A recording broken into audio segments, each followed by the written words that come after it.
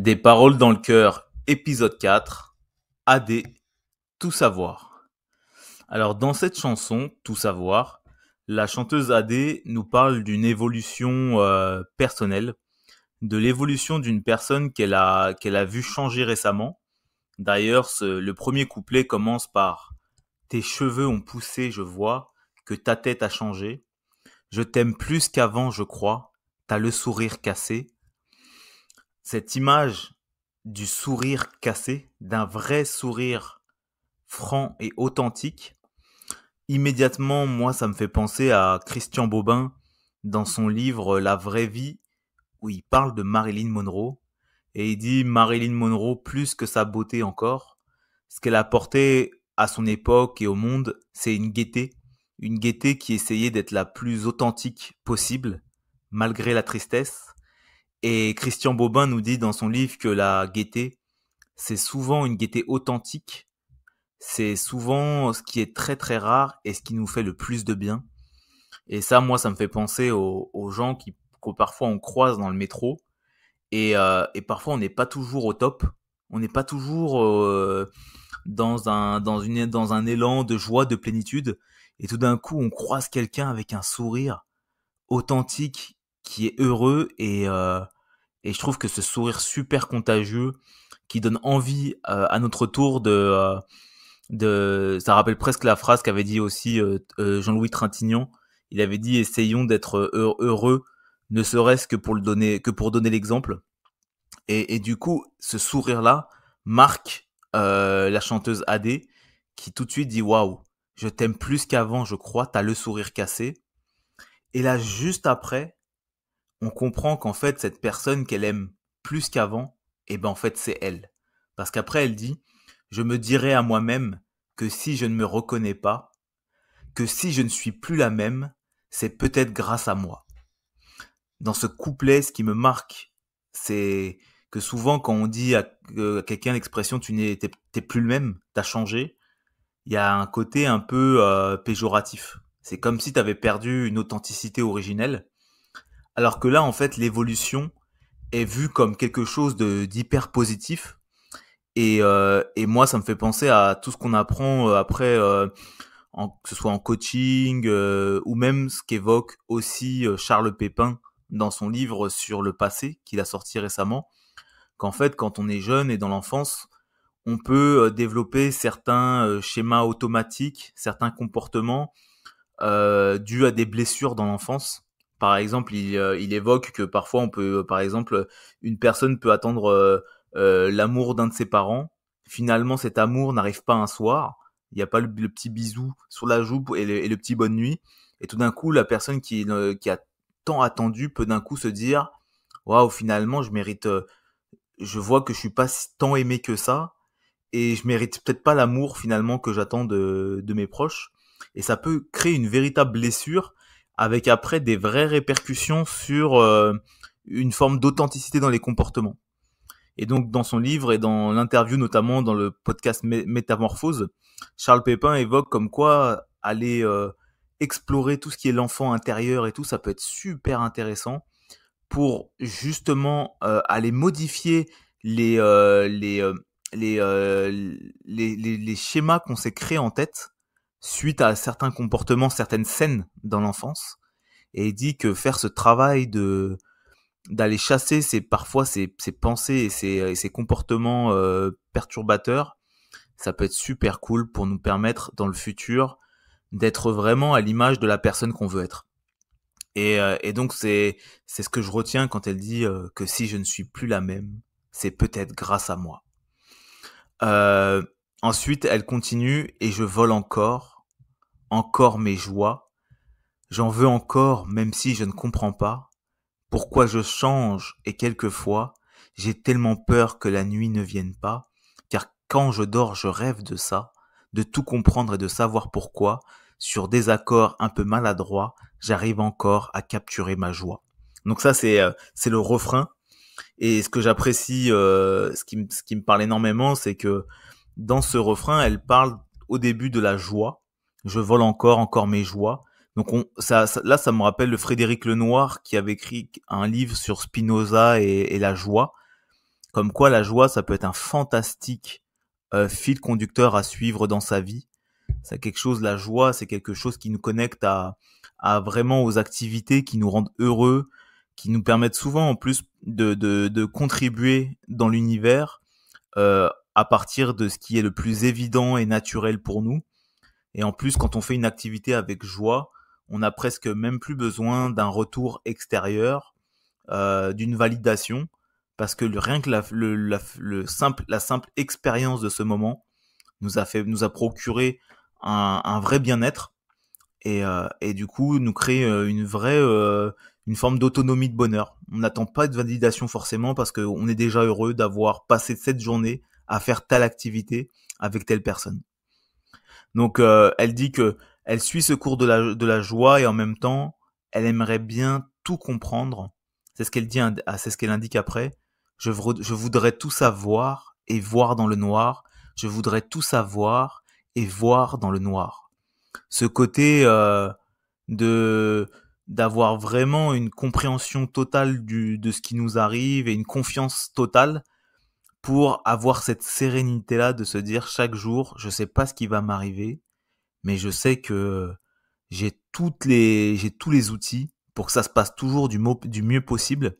Et elle aimerait avoir cette sécurité-là, de savoir qu'elle comprend tout et qu'elle pourrait surmonter toutes les épreuves finalement. Après, elle continue, euh, t'as laissé un peu derrière toi ton personnage d'avant. Donc, ce qui me marque dans cette phrase, c'est beaucoup de douceur. La douceur, elle dit, t'as laissé un peu derrière toi ton personnage d'avant. Donc, le côté un peu derrière toi, c'est pas un changement brusque. Et quand elle parle de ton personnage d'avant, c'est aussi, on se dit, bon, bah, que la vie, ça peut être une comédie parfois. Il y a le comédie il y a faut mettre un masque de sociétal parfois, ou en tout cas, on a l'impression qu'il faut mettre un masque, qu'il faut jouer tel rôle, soit le rôle du comique, soit le rôle de telle personne, de la personne sérieuse et tout. Et je trouve que la façon dont elle évoque ce changement-là, t'as laissé un peu derrière toi ton personnage d'avant, c'est comme si l'évolution personnelle n'était pas grave en fait. Comme si changer, c'était pas grave. Et cette douceur qu'elle nous indique, je trouve ça magnifique parce que je trouve que ça nous incite vraiment à modifier des choses en nous, cette petite chose qui nous éloigne parfois d'un vrai bonheur, et elle nous indique de le faire, waouh, tout en délicatesse, avec la joie, le bonheur, et même si on le sait que souvent les grands changements en fait ont lieu au moment où on a des grosses crises existentielles. Parce que ça rappelle presque aussi la spirale dynamique où on évoque on a des croyances qui nous structurent énormément, qui nous offrent des repères, mais on sait qu'il y a des moments dans la vie où parfois ces repères-là ne nous stabilisent plus. Ça peut être le cas au début, on peut par exemple se dire ouais la société, concurrence, compétition, moi ça me parle, je vais grandir, je vais monter dans les hiérarchies. Monter dans les hiérarchies va me permettre d'avoir un bon salaire, une bonne situation sociale, je vais être heureux et tout. Et il suffit que d'un coup, par exemple, on arrête de monter dans la hiérarchie sociale, dans la hiérarchie d'une entreprise, ou que le monde de l'entreprise paraisse d'un coup douloureux, et tout d'un coup, on peut se dire mince. Je pensais que le bonheur, c'était de monter dans la hiérarchie, d'avoir ce confort matériel. Et j'ai peur tout d'un coup, de n'être plus personne si je n'atteins pas ce confort-là et ce niveau de rémunération et ce niveau de vie. Et du coup, ça peut être un exemple qui peut nous mettre en situation de crise et nous donner envie de changer de façon de penser. Par exemple, de se dire, bah, finalement, la valeur d'une personne, c'est pas forcément le côté matériel, c'est pas sa situation sociale, on peut changer après de référentiel et se dire, moi, la valeur d'une personne, c'est plus sa qualité de présence, c'est plus ce qu'elle apporte à la société en termes de qualité de présence, de générosité, d'authenticité.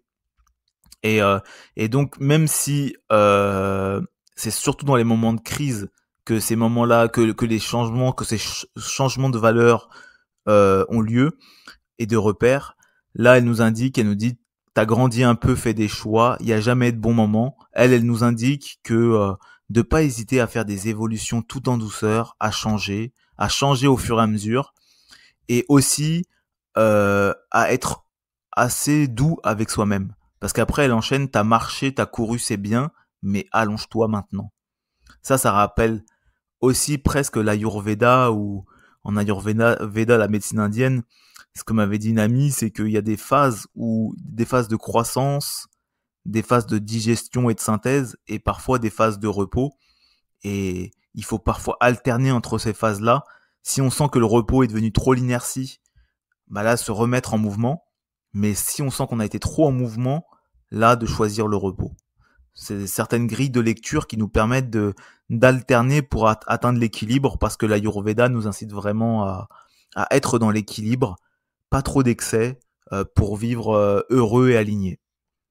Donc après, elle raconte, analyse tes histoires, ça évite les pansements. Donc ça, je trouve ça hyper intéressant, parce que pour changer, les autres ont un rôle, peuvent avoir un rôle très très important. Ça, c'est notamment en coaching, on parle souvent de la fenêtre de Johari. C'est un outil qui met en évidence le fait que d'avoir des personnes fiables, de confiance, qui font des retours pertinents, en respectant les règles de la communication non violente et tout ça. Et ben à la fois, ils nous permettent de voir des choses de nous-mêmes qu'on ne voit pas toujours. Par exemple, telle personne peut vous dire waouh, dans cette situation-là, j'ai été impressionné par la mémoire que t'as pu avoir, t'as pu te souvenir de ça, t'as pu gérer cette situation-là, etc. Et pour nous, en fait, cette situation, on l'avait pas vue sous cet angle-là. Et d'avoir une personne qui nous offre son point de vue, ça peut nous permettre de découvrir des choses sur nous. Et encore plus fort, parfois, les questions ou les discussions qu'on peut avoir avec les personnes peuvent nous permettre des prises de conscience que ni la personne en face, ni même nous-mêmes ne savions sur notre propre personne. Donc ça, c'est le bonheur d'avoir des amis, des professionnels, que ce soit des coachs, des psys, avec qui échanger pour en découvrir toujours plus sur nous. Et cette connaissance fine de soi permet après justement d'être moins dans des comportements automatiques, d'avoir plus de clarté sur nous, et au final, la clarté, ça rejoint un peu ce qu'elle disait tout à l'heure sur je voudrais tout savoir et voir dans le noir. Et ben je trouve que d'en savoir toujours plus sur nous, et ben ça nous offre vraiment de la qualité de présence, parce que on n'est plus dans les situations du quotidien à chercher à être ballotté par la vie. On a des grilles de lecture pour comprendre notre comportement et le monde. Et cette sécurité-là, d'avoir ces grilles d'analyse et de lecture, nous permettent d'être vraiment beaucoup plus présents à la vie et aux autres.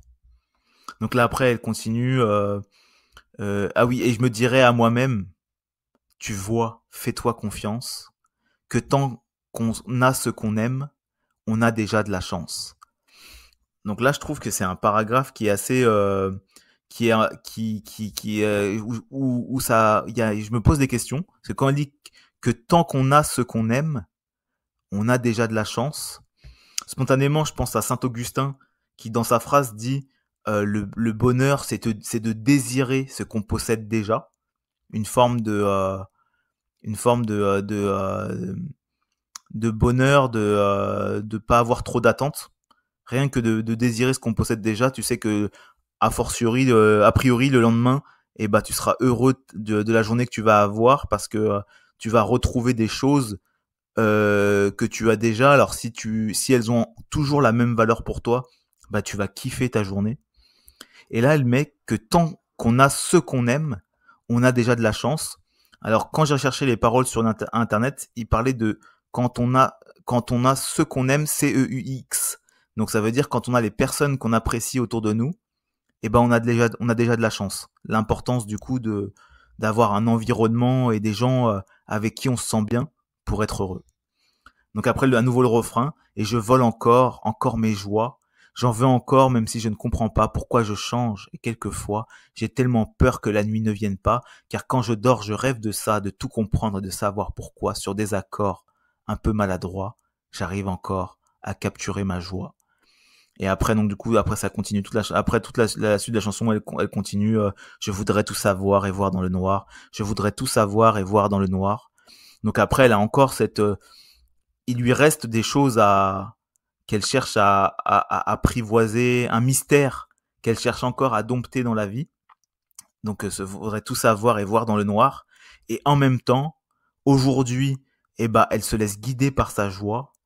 Et quand elle a besoin de faire des évolutions, de se poser des questions et d'en parler à des gens pour pouvoir faire des prises de conscience et toujours évoluer, elle n'hésite pas à le faire et avec beaucoup de douceur et sans drama.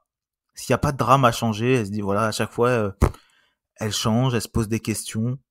Euh, et toute cette douceur à évoluer, je trouve ça magnifique parce que souvent, la prise de conscience et le changement peut amener du regret ou de la culpabilité. Parce que quand on se dit, waouh, finalement, je peux peut-être faire les choses comme ça peut être bien, et parfois on peut peut-être se dire, mince, pourquoi je ne l'ai pas fait avant? Et cette culpabilité, elle est vraiment dommage parce que ça peut être un frein très important au changement. Et ce que j'aime beaucoup avec elle, avec cette chanson d'Adé, c'est qu'elle nous invite à nous dire à avoir zéro culpabilité, à avancer, à nous découvrir, à être la personne la plus authentique possible, enfin la plus authentique qui nous rend heureuse et à moins être dans les comportements automatiques, à jouer un personnage, à juste être nous avec des personnes qu'on aime et à faire des activités qui nous rendent heureux en cherchant à toujours plus comprendre nous-mêmes, notre fonctionnement et le monde qui nous entoure pour gagner en qualité de présence, en confiance et en sérénité. Voilà, c'était des paroles dans le cœur, épisode 4, et à tout bientôt pour un nouvel épisode. Ciao ciao.